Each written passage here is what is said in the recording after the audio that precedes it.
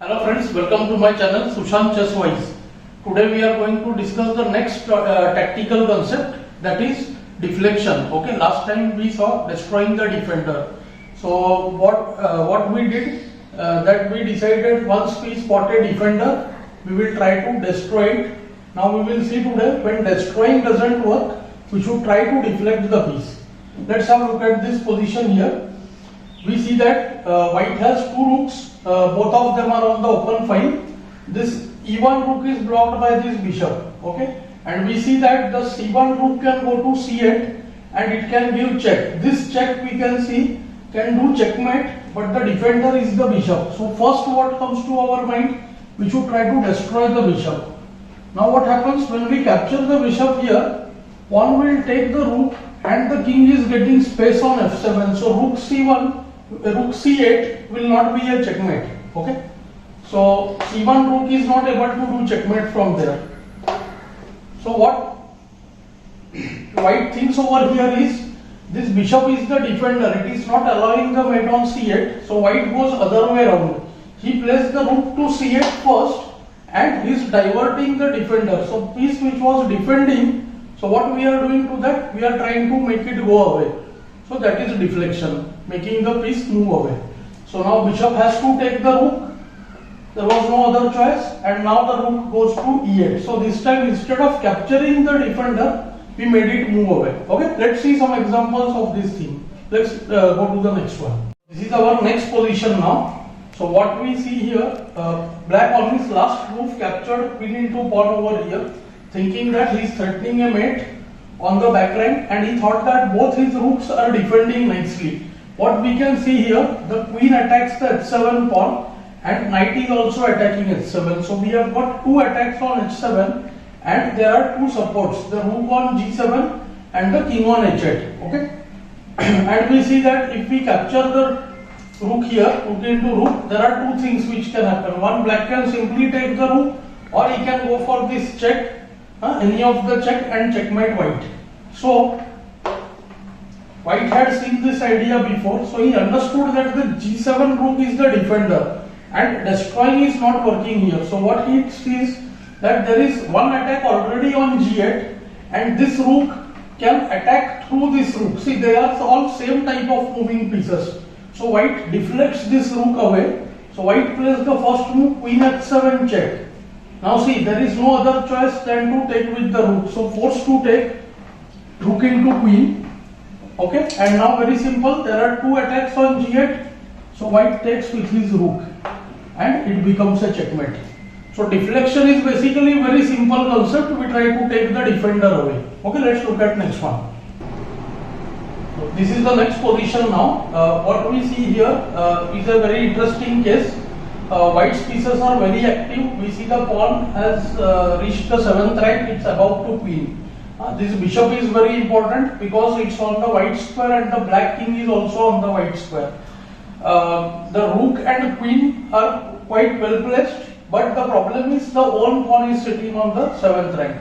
White notes two things, that he wants queen e8 check, okay, and after queen e8 check, the king has no place, okay, and second thing that he sees, that bishop can go to d5 and give check, again when there is some problem. But if white plays bd5 first, then rook takes d5 and queen e8 is also controlled by the queen on c8. So what white does here is a very simple deflection to this d8 rook. This d8 rook is defender of the bishop on d5 check. So white plays queen e8 check, forcing the deflection of the rook. Let's say it's a bit deeper one. Rook takes the queen, forced, otherwise king had no place. Now bishop comes to d5. It's a check. It looks as if it's a mate, but it's not a checkmate yet. Now what black will do is, he can block the check, okay, so and he will block with the smaller piece. So he will put the rook on e6. Now white takes bishop into rook check. See, this is a double attack, okay, so queen takes and king has no place, so forced to take with the queen and then pawn takes the queen. So we see that the position has settled down. White couldn't checkmate black, but the position is winning for white. See, rook versus knight is there, and what we see, white has two advanced pawns which are about to promote, okay, and from here it's very easy. White is now next going to push this pawn and queen the pawn, and this rook he can use from the open file to capture the pawns on the other side. So there are many ways of winning from this position. So white got a winning position because he used the deflection tactic. He deflected this rook on d8. Let's look at the next one. Let's look at the next position here. Okay. So what we see here again, that white pieces are very active. What we first note immediately, that the bishop and queen are creating a pin on this knight here. Knight cannot move. More important than that, looks this check. Okay, look at this check. So bishop and queen both are attacking the h6 square. But unfortunately, after queen h6 check, king g8, nothing is able to fructify over here. White cannot convert this into a forced win over here because the bishop is attacking the queen. So what white noted here, that this queen is the defender of the f6 knight. So there are two attacks on f6 and there are also two supports to the knight. The knight itself is pinned. So there is one technique where what we do, we deflect the defender, but not only that, we try to attack the common square. So now see, we see this knight is controlling the e8 square, but the knight is pinned. The queen is also controlling the e8 square. So see, the white plays the rook to e8. Okay. Here the rook's power on e8 is even more because all the black pieces are falling in the same line on the 8th rank. Now if the queen moves, firstly the knight will be taken, and anyway the rook was also hanging. Okay. Now black has no choice over here. He has to take queen into rook, otherwise just rook will take the queen and even the f6 knight will be gone. So he played queen into rook here. Now the defender is gone. So bishop into knight check.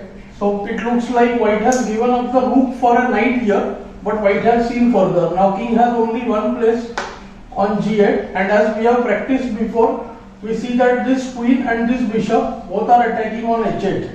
So two attacks, one support, and the queen reaches h8 and creates a checkmate. Let's look at one more position.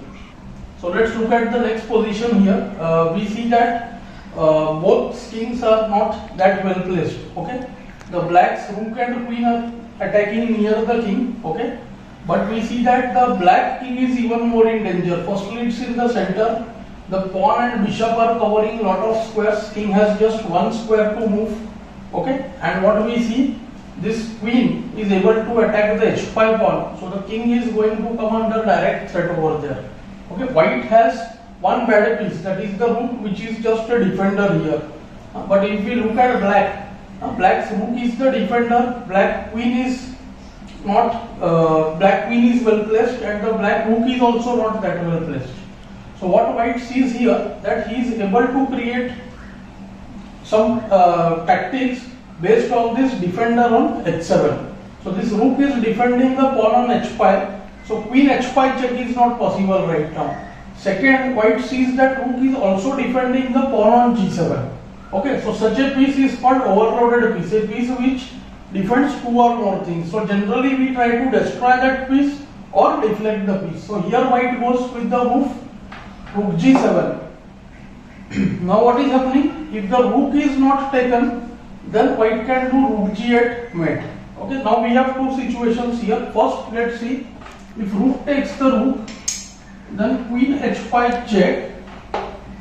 Now king has only one place, or if the rook interposes anywhere, queen can just take the rook. So king goes to d8 and then queen comes to h8 with a check. So this pawn and bishop have covered all these four squares and it has become like back rank. So rook g8 then queen g8 mate. Okay, let's look at one more variation. After the move rook g7 here, black would play the move rook h8. Okay, now it stops the mate on g8 and the rook is still supporting the pawn on h5. So again we see that this same rook is the defender. So here what white can do? White can do queen h5 check directly first. Okay, giving check with the bigger piece, attacking the king, attacking the rook. So forced to take the queen, and after the queen is taken, rook g8 is again a mate. So king has no place. So from these examples we learned how to use the concept of deflection. It's a what we can say, it's an easy concept, okay, to understand. and we should keep this in mind. I hope you are enjoying these lessons. Do like, share and subscribe the channel. Okay, thanks for your time.